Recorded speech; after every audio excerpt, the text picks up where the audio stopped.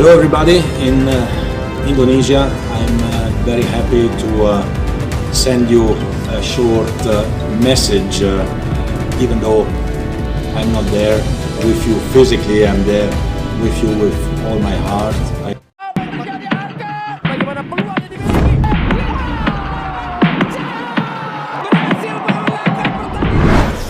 Kekalahan Indonesia dari Jepang dalam ajang internasional bukan sekadar statistik di papan skor atau catatan kekalahan di arsip sejarah olahraga atau diplomasi. Lebih dari itu, kekalahan ini mencerminkan bahwa Indonesia masih memiliki banyak pekerjaan rumah (PR) untuk benar-benar tampil kompetitif dan diperhitungkan di panggung dunia. Di balik hasil akhir itu, terbentang luas persoalan-persoalan mendasar yang perlu dihadapi dengan jujur dan dibenahi secara sistematis, dari kesiapan mental, kualitas sumber daya manusia, infrastruktur, hingga visi jangka panjang dalam berbagai sektor, terutama olahraga dan representasi nasional. Tak hayal, semua masih punya harapan, tetapi harus berjuang lebih keras. Kekalahan ini seharusnya menjadi alarm yang menyadarkan semua pihak, bukan hanya federasi atau institusi terkait, tetapi seluruh elemen bangsa. Kita harus jujur mengakui bahwa persiapan Indonesia untuk bersaing di tingkat dunia masih jauh dari ideal. Namun persoalan ini tak hanya soal olahraga. Kekalahan semacam ini adalah simbol dari tantangan yang lebih besar, posisi Indonesia di mata dunia. Tetapi setelah melihat round 3 usai, kita lebih melihat bagaimana perjalanan pola baru ke depannya. Secara pot, sudah ada pembagian langsung secara otomatis. Hasil akhir 6-0 atas Jepang tidak terlalu mempengaruhi, hanya saja kepada ranking FIFA-nya. Untung saja FIFA tidak menurunkan ranking FIFA banyak atas kekalahan ini. Sementara Qatar akan menjadi musuh baru di round 4 yang selalu menuai kontroversi ketika bermain dengan negara penghasil minyak terbanyak di dunia tersebut. Dan sekarang peluangnya sangat besar untuk timnas menghadapi badai di round 4 dan undian realistis di round 4 sudah ditentukan. Dan akhirnya undian fix, FIFA kirim kabar baik bantu Indonesia tidak bergabung di grup neraka. Lantas bagaimanakah perjalanan timnas Indonesia di round 4 yang hanya berdiri seorang tim dari Asia Tenggara untuk melawan tim-tim di Timur Tengah? Untuk itu, mari kita bahas beritanya bersama-sama. Ya kembali, kalau memang jatahnya Qatar Saudi tuan rumah ya kita siapa takut kan? Kita harus datang ya rebut bendera di sana gitu. Kita juga daftar jadi tuan rumah, tapi ya kita lihat.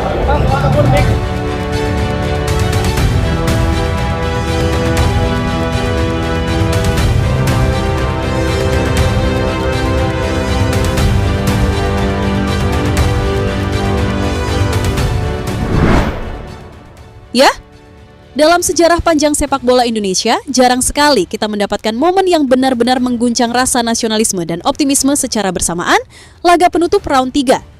Kualifikasi Piala Dunia 2026 Timnas, Indonesia mencatatkan satu tonggak baru, menaklukkan memastikan tiket ke babak keempat. Sebuah hasil manis yang bukan hanya mengejutkan, tetapi juga menjadi simbol kebangkitan dan ketangguhan mental Timnas Garuda.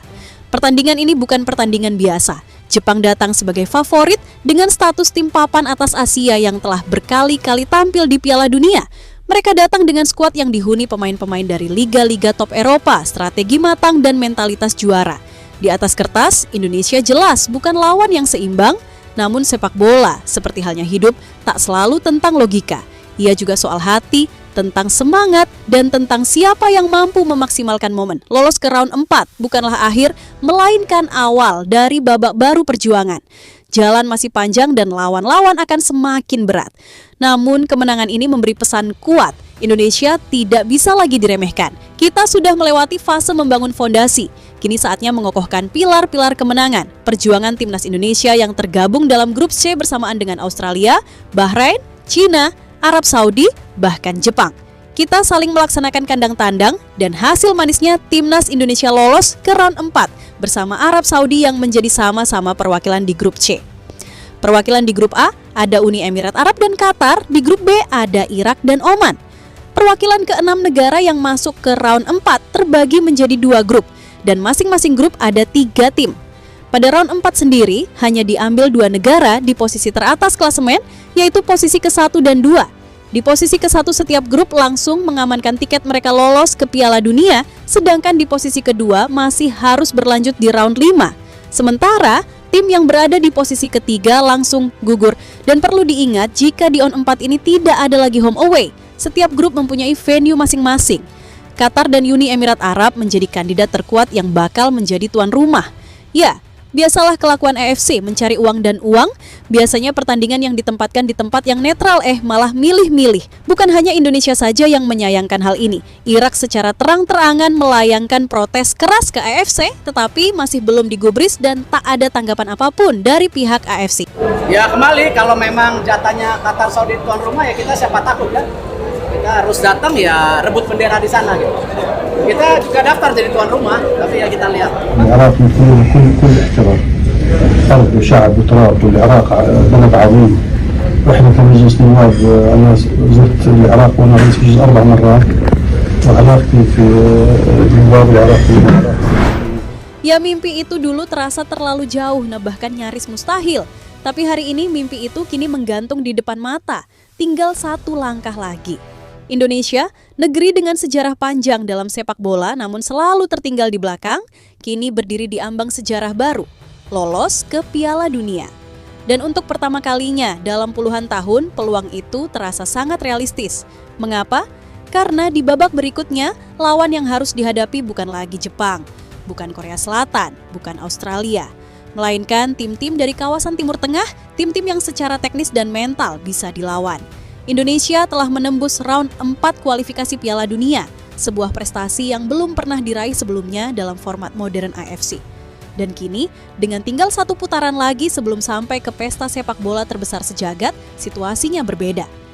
Jika sebelumnya kita harus melawan raksasa-raksasa Asia Timur dengan sistem dan pemain kelas dunia, kali ini lawan kita adalah tim-tim dengan kualitas yang lebih setara, negara-negara dengan kemampuan yang tentu tak bisa diremehkan.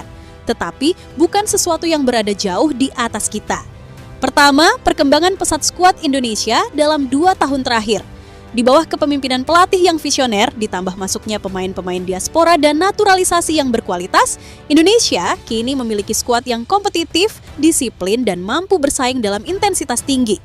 Kita sudah buktikan bisa menahan bahkan mengalahkan tim-tim kuat Asia Tenggara dan tampil berani melawan negara-negara top Asia. Kita bukan lagi tim yang mudah ditekan dan pasrah bertahan. Kini, kita adalah tim yang berani bermain. Kedua, secara gaya bermain, tim-tim Timur Tengah cenderung lebih cocok untuk kita lawan. Mereka tidak bermain secepat Jepang, tidak sekompak Korea Selatan, dan tidak seterorganisir Australia. Sebagian dari mereka mengandalkan fisik dan pengalaman, tapi secara teknik, pressing, dan kecepatan, Indonesia bisa mengimbangi, bahkan mengungguli. Kita sudah punya fondasi taktik yang kuat dan semangat juang yang tak kenal lelah. Dengan strategi yang tepat dan disiplin tinggi, menang melawan mereka bukan hal mustahil. Di pot 1 ada Saudi Arabia dan Qatar, sedangkan di pot 2 ada Irak dan Uni Emirat Arab, sedangkan di pot 3 ada Oman dan Indonesia. Pembagian ini didasarkan pada ranking FIFA terbaru yang menjadi acuan dalam penentuan pot. Bukan sesuatu yang mustahil bisa kita kalahkan, namun timnas harus berbenah diri mengambil pelajaran dengan pertandingan kemarin melawan Jepang.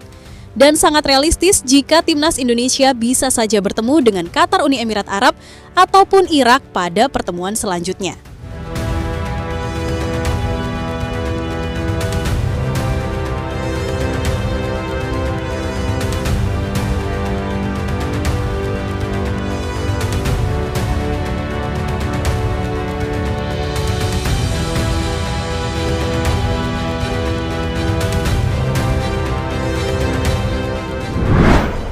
Ya, calon lawan timnas tersebut tidak terlalu asing bagi kita. Irak, kita pernah melawan mereka dan kualitas serta permainannya masih kompetitif dengan kita.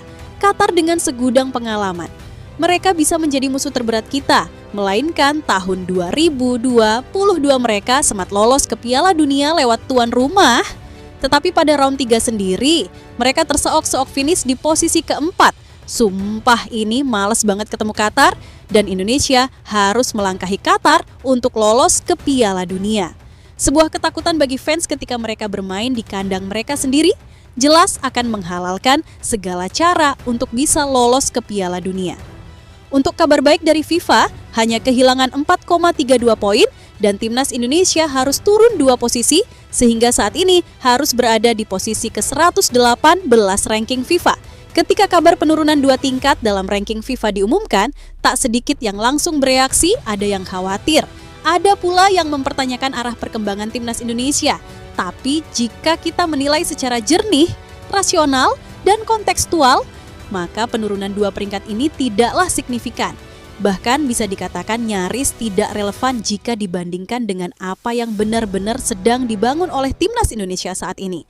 Ranking FIFA memang penting, tapi jangan sampai angka di atas kertas menutupi kenyataan di lapangan, karena realitasnya Timnas Indonesia justru sedang berkembang secara konsisten dan progresif, baik dari sisi performa, kualitas pemain, struktur permainan, hingga hasil pertandingan melawan lawan-lawan yang jauh lebih kuat. Ranking FIFA hanyalah cerminan jangka pendek dari perhitungan poin matematis berdasarkan hasil pertandingan. Tapi ia tak selalu mencerminkan proses dan perkembangan nyata di balik setiap laga yang dijalani.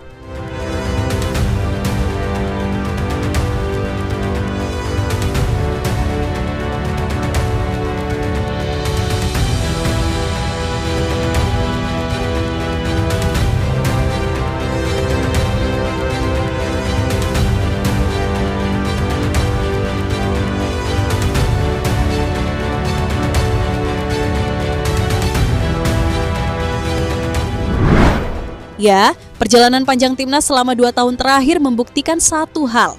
Transformasi sepak bola Indonesia nyata. Kita tidak lagi hanya bicara soal semangat, tapi juga soal sistem. Kita tak lagi hanya berharap pada keajaiban, tapi juga mempercayakan hasil pada persiapan yang matang. Kita tidak hanya menonton sejarah, tapi kini kita sedang menulisnya sendiri. Jangan ragukan Indonesia. Kita telah membuktikan bahwa dengan proses, keberanian, dan keyakinan, batas itu bisa ditembus.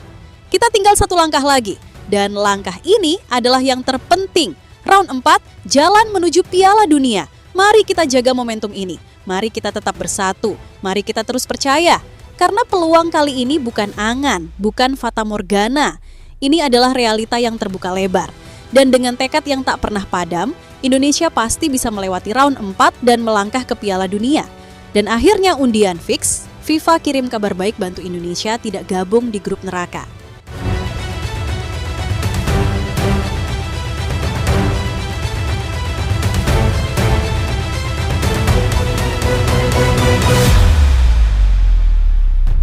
Jadi itulah tadi cerita dari Garuda Aktif hari ini. Jangan lupa pantengin terus cerita menarik lainnya di channel ini dan jangan lupa klik like-nya serta tulis pendapatmu di kolom komentar.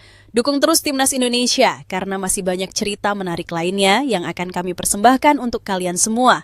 Tetap semangat!